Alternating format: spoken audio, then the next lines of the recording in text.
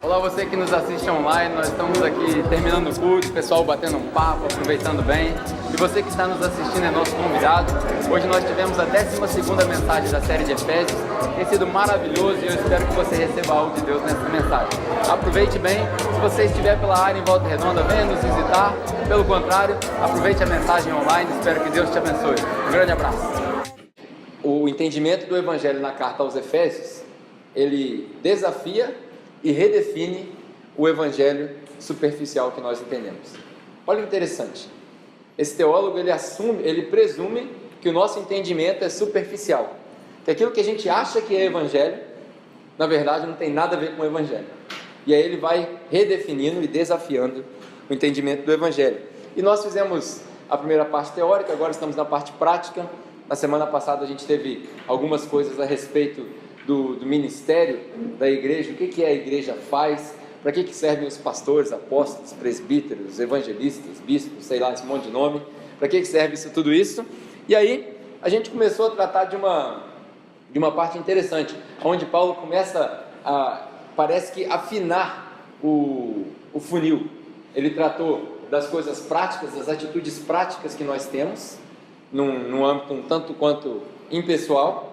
E aí ele falou das nossas relações na sociedade, e aí depois ele vai afinando e vai ficando bem íntimo ao ponto de chegar dentro da sua casa, dentro da família. E aí diz que nós vamos falar hoje dessa questão família, para aqueles que têm filhos, que são casados, ou que são pais e mães. Hoje tem alguns conselhos interessantes. Para aqueles que ainda são solteiros, tem uma preparação, para quando você for casado, você já vai saber o que fazer aos olhos da Bíblia. Na semana passada a gente terminou com uma frase que diz o seguinte: inteligente é aquele que sabe o que Deus quer, mas sábio é aquele que vive o que Deus quer para a vida dele. Olha a diferença. Inteligente é aquele que sabe o que Deus quer para a vida dele. Sábio é aquele que vive o que Deus quer para a vida dele.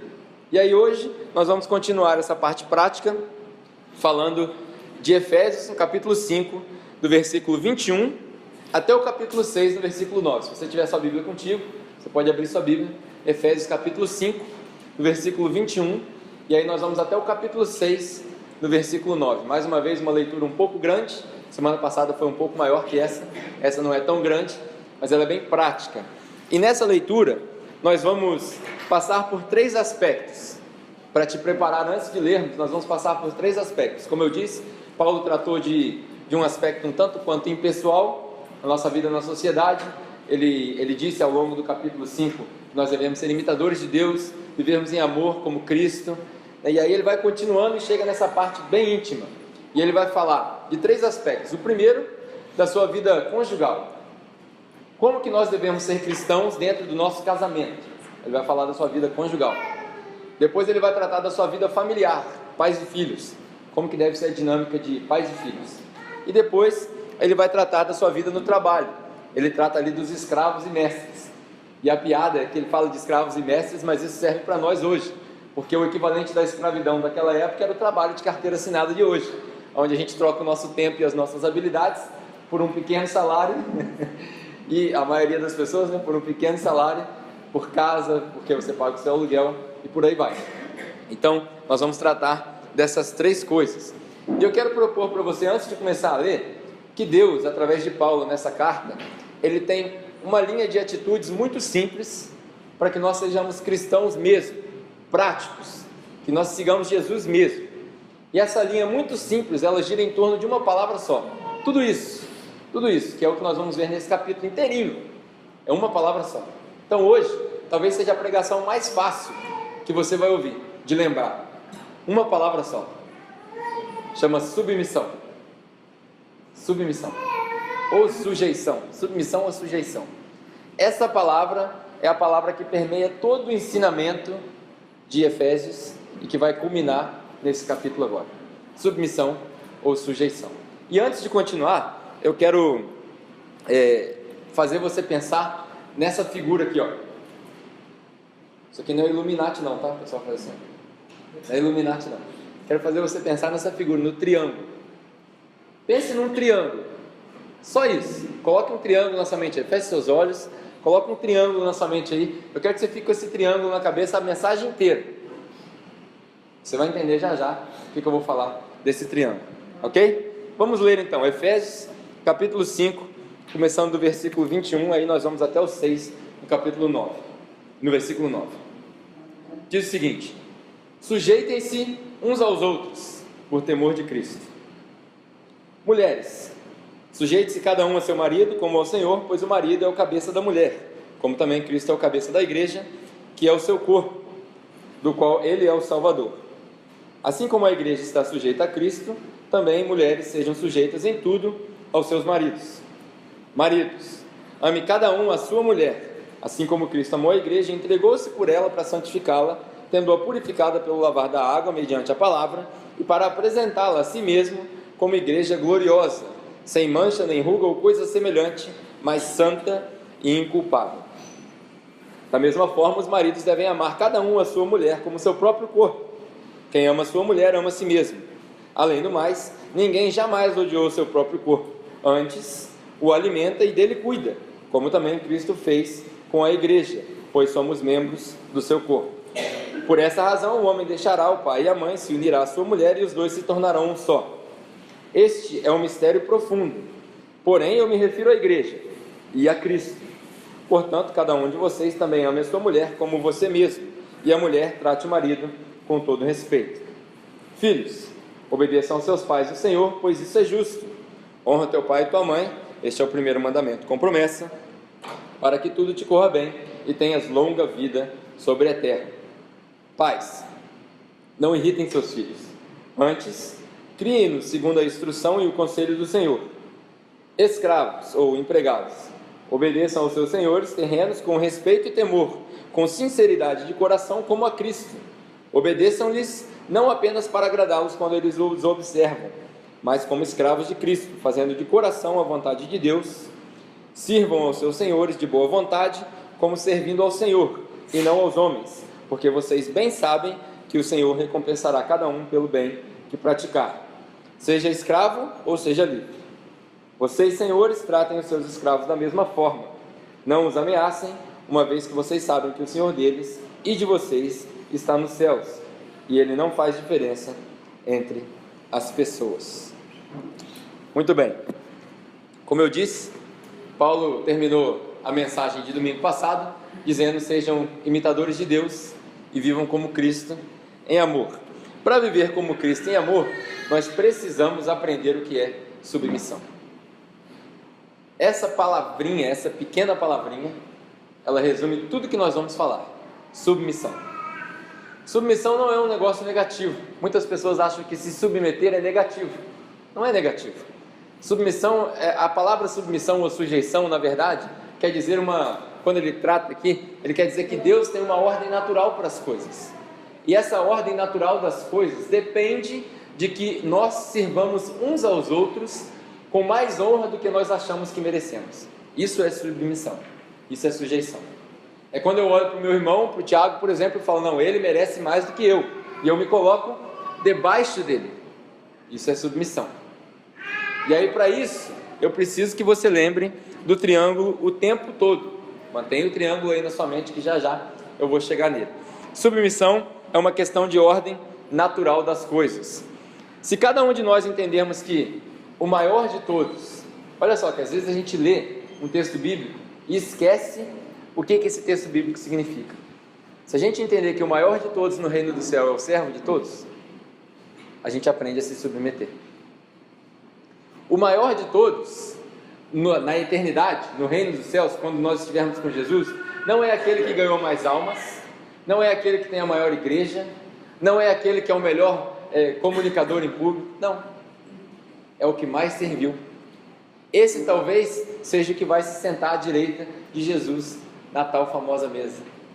Talvez eu e você nem saibamos o nome dele ou dela, porque talvez ele esteja servindo e você nunca ouviu falar dele, porque o maior é o servo de todos. Nós precisamos aprender isso.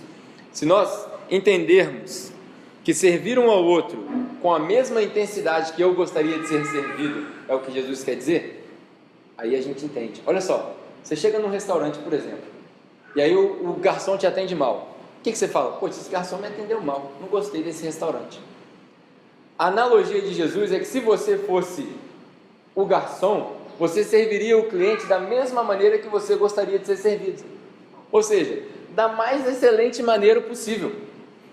Se nós, como comunidade, olharmos para o meu irmão, falar: e aí, irmão, tá tudo bem? Tá tudo tranquilo? Tá precisando de alguma coisa? Tô. Lá em casa tá precisando bater uma laje. O que você vai fazer? Você vai lá bater a laje dele. Ah, mas eu não sou pedreiro, eu não sei bater laje. Você vai lá nem que seja para fazer companhia, mas você vai. Pô, mas eu tenho um negócio mais legal para fazer no sábado, eu tenho um programa legal para fazer no sábado. Mas e se você estivesse precisando bater a laje?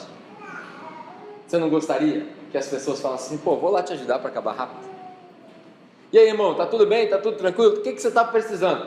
Cara, o Estado não pagou o salário esse mês, vai vencer o meu aluguel, eu vou ficar mal. Quanto é? R$1.000. Tá numa rodinha de 10 irmãos. Aí os irmãos falam assim: vamos orar, né? Vamos orar para Deus prover. Pô, faz o seguinte: reduz a compra na cesta básica esse mês, não compre o feijão, vai matar ninguém ficar sem feijão, que hoje em dia comer feijão é ostentação, vai matar ninguém. Tira o feijão da cesta básica, cada um dá 50, cada um dá 10, cada um dá o que puder e cobre o aluguel do irmão, porque o próximo é seu, o próximo não é de Deus nem da igreja. Lembre disso, o próximo é seu e meu. Quando a gente fala amar ao próximo, eu não preciso orar para amar o próximo, eu não preciso pedir para Deus prover para o próximo, eu vou lá e faço. E se eu não puder, eu vou lá e junto gente que pode e a gente faz. Mas se os caras não for crente, melhor ainda. A gente junta quem puder, tia, tio, prima, de tudo quanto é espaço, e junta e faz. Esse é o Evangelho. Se a gente entender desse jeito, aí nós vamos viver do jeito que Paulo quer. E aí ele continua. Nessa ideia, a gente vê que para isso acontecer no grupo, a gente sempre tem aquele ditado, né? Poxa, eu não vou fazer porque ninguém está fazendo. Então, se eu fizer e ninguém fizer, eu vou fazer sozinho. Pô, meu irmão está precisando de 1.000, eu vou lá e dou 100 e, poxa vida, ninguém mais deu, eu perdi meu 100, né? Tomei um prejuízo e os outros não fizeram. Não é assim? Porque a gente também viu na mensagem passada que a transformação comunitária depende da transformação individual. O individual vem primeiro, então você vai lá e faz. E confie que Deus vai fazer o resto no coração das outras pessoas, porque também não é a sua habilidade de convencer as pessoas que vai fazer isso acontecer. É a convicção que Deus põe no coração de cada um. Se Ele colocou no seu, você faça. Se Ele não colocou, você não faça, porque senão você vai fazer esperando algo que não vai acontecer. E esse é o Evangelho que Paulo está falando. E tudo isso é para a gente entender que, assim como na mensagem passada, em Efésios 4, versículo 1, com sua Bíblia aberta aí você pode acompanhar, fala que Ele chamou os pastores, apóstolos, presbíteros, para proporcionar o suficiente para os santos realizarem o trabalho do ministério, a obra do ministério, que é servir um ao outro e evangelizar um ao outro. Quanto mais o evangelho entra dentro da gente, mais como Cristo a gente se parece, mais a gente desapega das coisas e mais a gente vive em comunidade como Cristo desejava que a gente vivesse, porque cristianismo não é uma religião individualista. Ninguém pode falar assim: eu sou cristão sozinho. Não é, você precisa um do outro. Isso é bíblico. Porque o apóstolo João fala: quem não ama o próximo não consegue amar Deus. Como que você vai amar Deus que você não vê se você não ama o próximo, que você não vê? E quem não ama não conhece a Deus, porque Deus é amor. É tão simples, tão básico. A religião cristã deveria mudar de nome e chamar a religião do amor, porque é isso que ela de fato é. E a gente vai vendo que as mensagens elas vão se encaixando. Se você voltar nas mensagens de Efésios, você vai ver tudo isso que eu falei em mensagens separadas, que o livro vai dando voltas. E aí, caindo em submissão, eu quero trazer para sua memória de novo o triângulo. Eu vou ficar lembrando o triângulo o tempo todo, para você lembrar. Esse triângulo, eu quero que você pense nele da seguinte maneira: em todos os seus relacionamentos, pensa no triângulo aqui, lembra do Jay-Z, da Beyoncé e tal, fazendo o símbolo do Illuminati. Aí você pensa nisso aqui, e lá na ponta, lá no topo do triângulo, você coloca a palavra Deus. No topo do triângulo você coloca a palavra Deus. E aí, nas relações que a gente vai discutir, em cada esquina do triângulo você vai colocar uma coisa. A de cima nunca muda, a de cima sempre é Deus. Em cada esquina você vai colocar uma coisa. Paulo vai começar, por exemplo, ele fala, primeira frase, versículo 21, sujeitem-se uns aos outros, submetam-se uns aos outros. É uma instrução geral, todo mundo tem que servir um ao outro. E aí ele entra na família, nas mulheres, nos maridos. Então, vamos para o triângulo: Deus, marido, mulher. É um triângulo. É um triângulo amoroso. Deus, você e ela. Deus, você e ele. É um triângulo amoroso. Se você pensar dessa maneira, essa base serve essa base, porque as duas bases estão olhando para Deus. No momento em que uma base para de olhar para Deus, o triângulo acaba. Repara para você ver. Ah, mas e do outro jeito? Deus, pais e filhos. O pai ensina o filho a andar no caminho de Deus, o filho obedece ao pai, porque eles estão olhando para Deus. Se uma base para de olhar para Deus, acaba o triângulo. Mesma coisa no trabalho: Deus, eu e o chefe. Eu sirvo o chefe como se ele fosse Cristo, porque eu sei que Deus recompensa. E o chefe não me trata igual um escravo, porque ele sabe que o chefe dele também é o meu. Se uma base parar de olhar, acaba o triângulo. Pegou a ideia? Pense nesse triângulo o tempo todo. Se submeter é servir as bases para que a ponta continue sempre olhando por nós. Se uma base para de servir a outra, não é uma serve mais que a outra. Se uma base para de servir a outra mutuamente, o triângulo acaba. Acaba o caso. Eu prefiro continuar de caso com Deus para o resto da vida. Mas se a base parar de servir um ao outro, acaba o caso. E aí Paulo começa. Primeira coisa que ele faz, ele trata da vida conjugal. Ele entra ali e fala: mulheres, sujeite-se cada uma ao seu marido. É o texto, né? Por que Paulo fala mulheres primeiro? Eu tenho uma teoria, que é porque foi a mulher que comeu a maçã. A mulher que estragou o negócio todo. Não é isso, brincadeira. Ainda bem que minha esposa não está aqui, senão ela já pulava lá de trás. Você é louco. Não é isso. Talvez Paulo falou das mulheres primeiro, porque ele vai passar mais tempo falando com os homens. Porque as mulheres são mais inteligentes, né? A mulher você fala uma vez só, acabou. Pronto. Agora os homens, você fala, repete. Tem até um ditado, né, que diz que se você pedir algo para um homem, você não precisa ficar repetindo toda hora, porque daqui a 6 meses ele faz. Você não precisa ficar repetindo. Uma hora ele faz. Então Paulo começa pelas mulheres. Ele fala: mulheres, sujeitem-se ao seu marido. Olha que interessante. Primeiro, a servidão é mútua, mas ele estabelece um padrão primeiro. Ele fala: mulheres, sujeitem-se aos seus maridos. Deus estabeleceu uma ordem natural para as coisas. Isso é ordem natural. Quando Deus criou o homem e a mulher, ele falou: sobre o homem eu vou colocar o peso, sobre a mulher eu vou colocar o crédito. Tanto que ele fez o homem primeiro, serviu de rascunho e fez a mulher perfeita. Deus tem uma ordem natural para as coisas. Eu costumo dizer que lá em casa, eu levo toda a culpa, minha esposa leva todo o crédito. É sempre assim. Tudo que é culpa é minha, deu errado é meu. Tudo que é crédito é dela, deu certo é culpa dela, é crédito dela. Por quê? Porque todo líder tem que saber levar a culpa primeiro. Se você não se preocupar quem leva o crédito, você alcança muito mais. Se num ambiente qualquer você nunca se preocupar de quem é o crédito, quem inventou isso, quem falou aquilo, esquece. Às vezes você inventou, às vezes você falou, esquece, deixa pra lá, deixa o cara te copiar, você sempre vai alcançar mais. Então lá em casa eu faço assim: todo crédito é dela, toda culpa é minha. Às vezes dói, mas esse é o padrão natural que Deus estabeleceu. E ele fala: mulheres, sujeitem-se aos seus maridos como se fosse a Cristo. É interessante que Paulo coloca o marido na posição de Cristo, e às vezes a gente acha que por isso Paulo é machista, que põe ele na posição do Senhor. Não, ele põe ele na posição do servo maior. Não é o marido é como Cristo porque ele é o Senhor, o marido é como Cristo porque ele é o servo maior dentro da casa. Ele é o que mais serve, ele é o que mais sofre, é ele que carrega a cruz, é ele que morre pela esposa. Essa é a ideia de Paulo aqui. Não é porque o marido é melhor, é porque, se for colocar em termos, ele é pior. É por isso, ele serve a esposa. Ele é o cabeça da casa, assim como Cristo é o cabeça da igreja. O que ele quer dizer com cabeça? Mais uma vez, as pessoas acham que cabeça é o símbolo de autoridade. É também, às vezes a gente lê na Bíblia: é um símbolo de autoridade. É também, mas é porque a esposa se submete ao marido como a igreja se submete a Cristo. Se você pegar em Hebreus, no capítulo 5, versículo 9, eu estava lendo esses dias também, me veio um versículo interessante.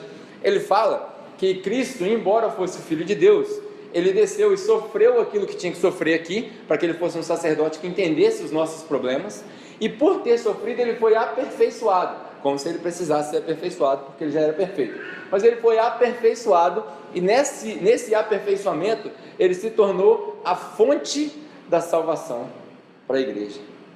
A fonte da salvação para a igreja. Essa é a ideia do cabeça. Quando a igreja está em perigo, ela olha para Cristo. Quando a esposa está em perigo, ela olha para o marido. Isso é seu cabeça. É estar pronto para providenciar o sacrifício que ela precisa para que ela seja salva. Entendeu a diferença? Então, quando você sair daqui hoje, não deixe que as pessoas te enganem com essa ideia de que o homem é superior. Não, não é isso. Não é isso. O homem é o maior servo. E porque ele é o maior servo, a igreja se submete a Cristo, como a esposa se submete ao seu marido. Vai pegando a ideia. Essa ideia de Paulo não é nem machismo e nem feminismo, porque de repente tem alguém no outro extremo falando, então esse pastor é feminista agora, então. Não é isso. Não é machismo nem feminismo. Vou usar uma palavra que não existe, é equilibrismo. Não é machismo nem feminismo, é equilibrismo. Se tiver equilíbrio entre as duas partes, a gente vai bem. Se desequilibrar, uma parte sai e aí acabou. Só que aí ele continua. Lembra que eu falei que ele fala para a mulher que é rápido? Para a mulher é rápido, porque ela pega na primeira vez. E aí ele fala para os homens. Olha o que ele fala para os homens: maridos, ame cada um a sua mulher. Interessante, tem gente que ama várias mulheres, né? Ame cada um a sua mulher, assim como Cristo amou a igreja, porque só tem uma igreja. Irmãos, vou falar de um negócio seríssimo aqui agora. Se você é casado, você precisa me ouvir com muita atenção. Muita atenção. Casamento é para uma vez só. Lógico, tem seus extremos, as pessoas se divorciam. Sim, a gente vive numa sociedade toda bagunçada, mas não é isso que Deus quer. Às vezes as pessoas acham até desculpa, subterfúgio no Evangelho, como diz o Marcelo, né? Acham subterfúgios no Evangelho, porque lê lá em Mateus 19, que por causa da traição, Moisés deu o direito de dar uma carta de divórcio. Aí o cara fala, não, mas aqui eu tenho direito de me divorciar se o meu marido me trair, se a minha esposa me trair. E aonde fica 1 Coríntios 13, que o amor tudo supera? Aonde fica isso? Não é isso. No próprio Evangelho de Mateus, capítulo 19, ele fala, Moisés deu essa carta de divórcio para vocês, porque vocês são duros de coração, vocês não entendem. Não era para ser assim. Deus uniu o homem com a mulher, para ele deixar os pais se tornarem uma carne só. Uma vez que é um, acabou. Quando você separa, você rasga seu próprio corpo. Maridos e mulheres casados da nossa comunidade, por favor, se passou pela sua ideia, a ideia de divórcio, não continue andando no mesmo caminho. Procure alguém, procure conselho de seus amigos. Talvez não seja nem eu, porque talvez você olhe para mim e fale, esse cara é muito novo, esse cara não tem experiência, eu tenho 10 anos de casado só, talvez você tenha 20. Procure outra pessoa, procure socorro na palavra, mas não se divorcie, porque não é isso que Deus quer. Há solução. Se você casou debaixo da bênção de Deus, há solução para manter o seu casamento. Não precisa passar pelo erro que as pessoas já passaram.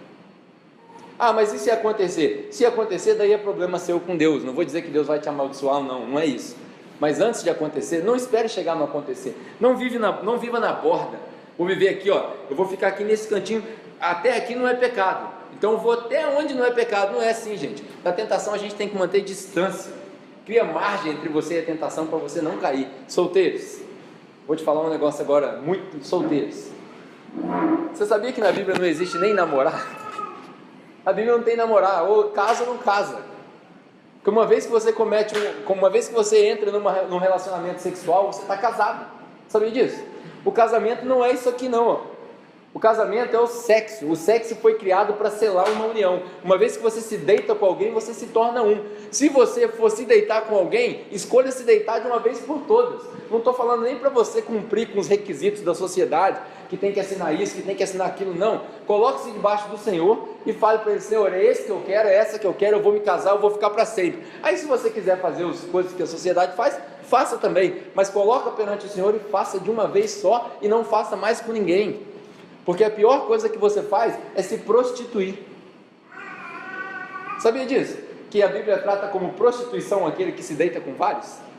Porque uma vez que você fica trocando de corpos, você está machucando o seu próprio corpo. É pesado, né, a palavra?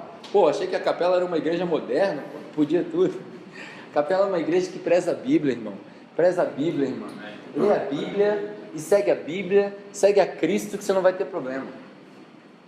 Conselho para os solteiros, já me delonguei demais nessa parte dos solteiros. Mas, ele fala para o marido: Cristo entregou-se pela igreja para santificá-la. Mais uma parte interessante.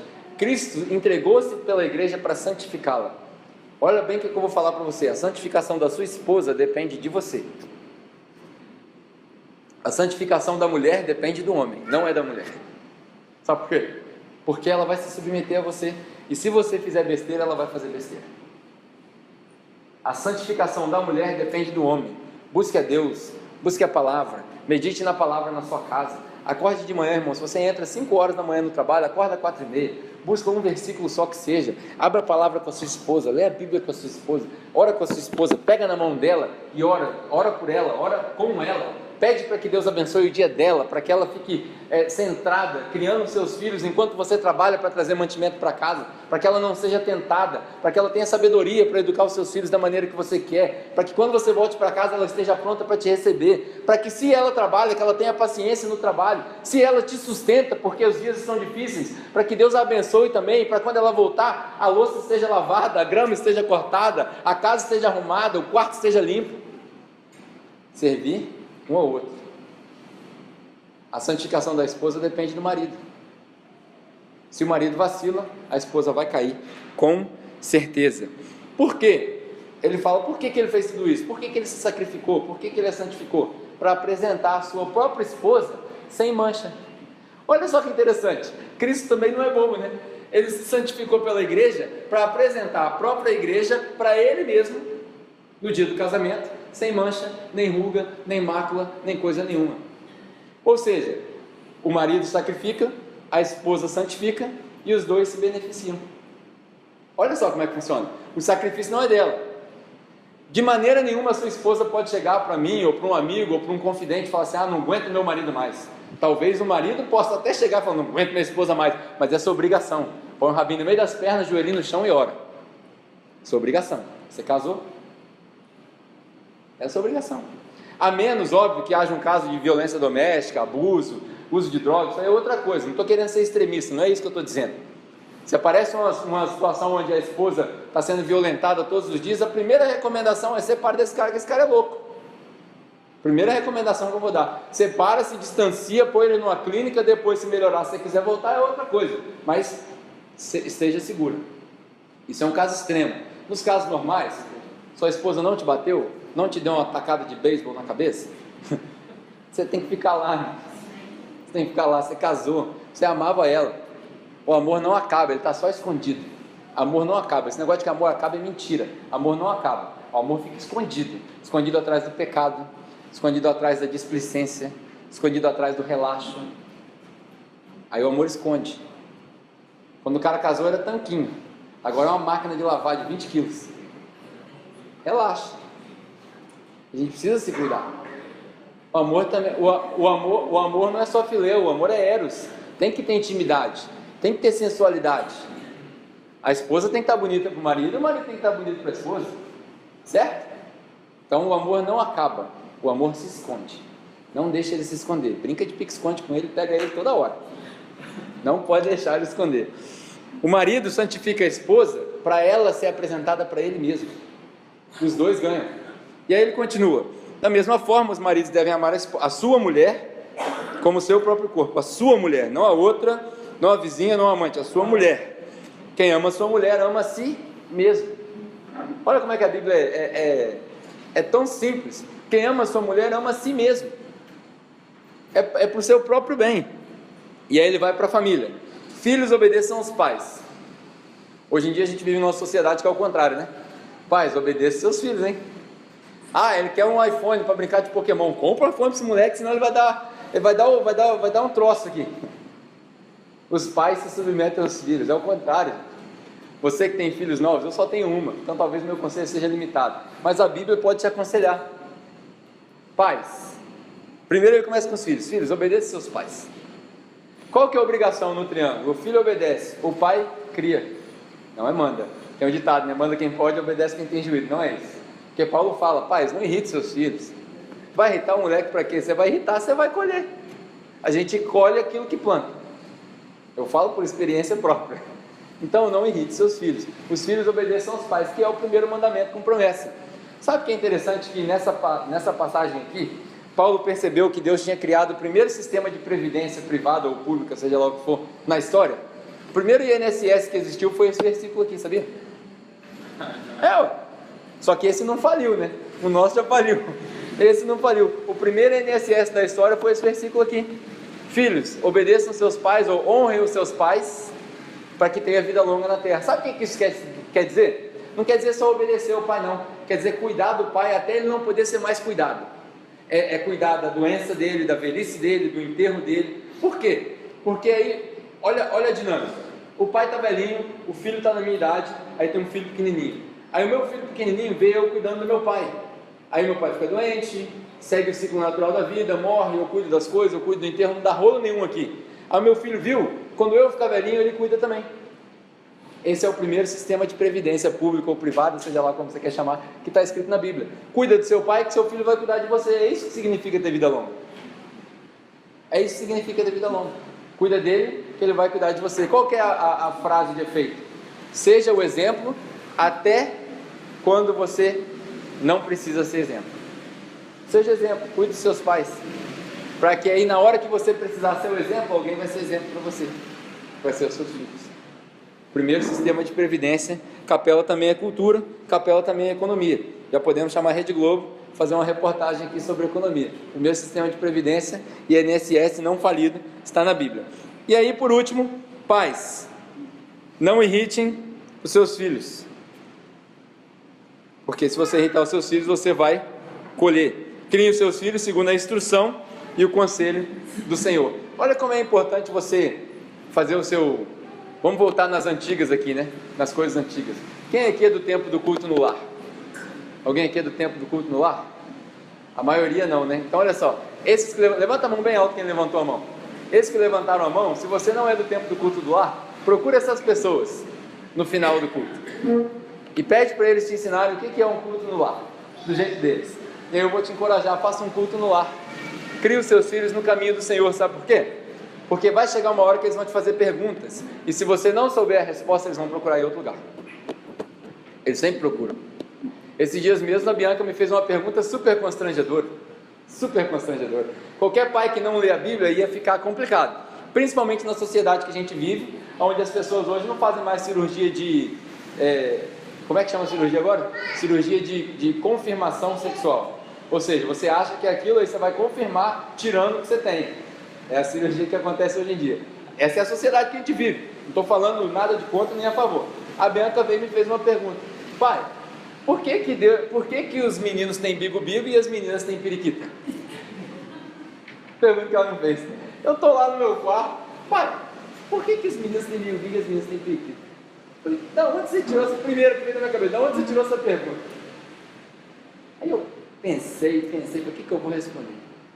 Aí eu chamei ela no canto e falei, filha, os meninos têm bigo-bigo e as meninas têm periquita porque Deus fez assim. Bom, acabou. Respondeu. Ela virou para mim e falou assim, Deus fez assim, muito bem. Aí eu falei, por que você perguntou? Quando me perguntaram eu já vou saber. Agora ela vai sair na escolinha dela, certamente alguém vai me perguntar, que essa pergunta veio da escola, com certeza. E aí quando perguntaram, ela falou, porque Deus fez assim.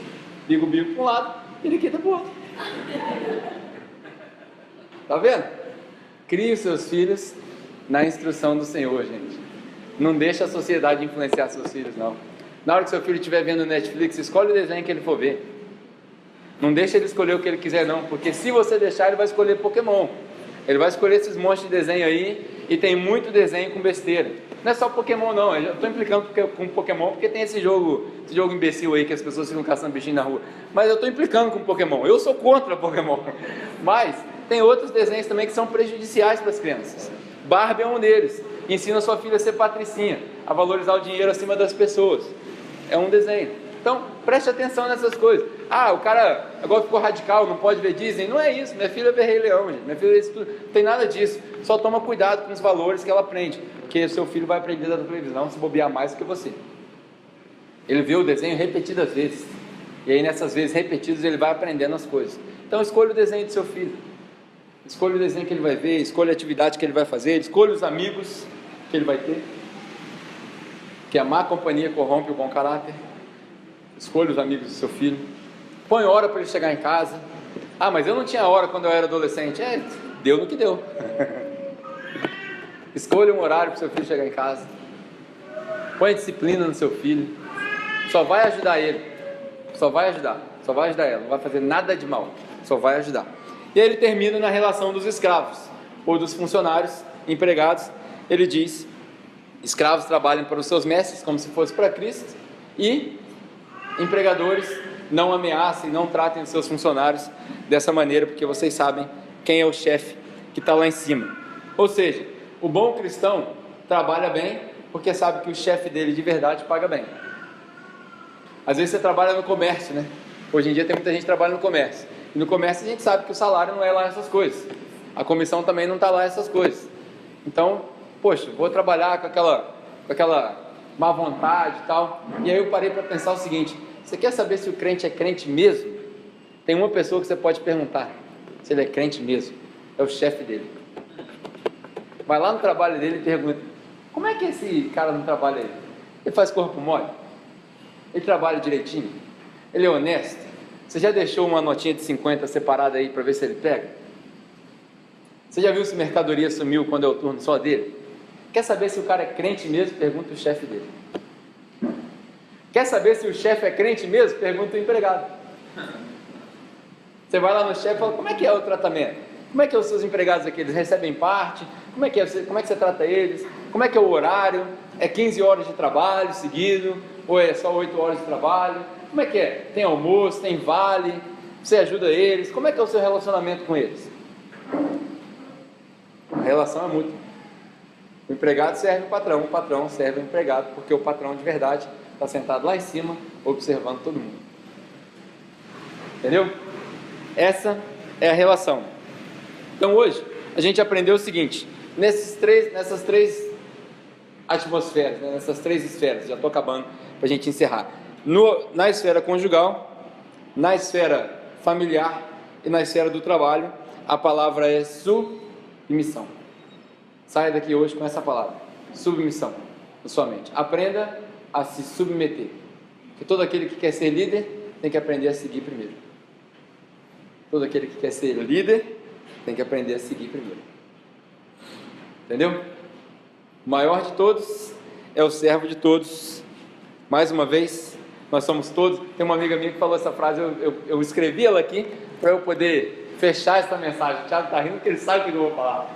Ela falou o seguinte: nós somos todos parte de um reino, cujo rei é o servo de todos. Nós somos todos parte de um reino só, cujo rei é o servo de todos. Assim, vou encerrar essa mensagem hoje. Aprenda a servir um ao outro. Sirva o seu irmão, sirva a sua esposa, sirva os seus filhos. Maridos, principalmente os maridos, minha mensagem é para vocês hoje. Maridos, sirva a sua esposa. Seja homem. Honre aquilo que você carrega no meio das suas pernas. A gente fala isso no mundo, deveria falar na igreja. Honra o que está no meio das suas pernas e sirva a sua esposa. Amém? Amém dos homens?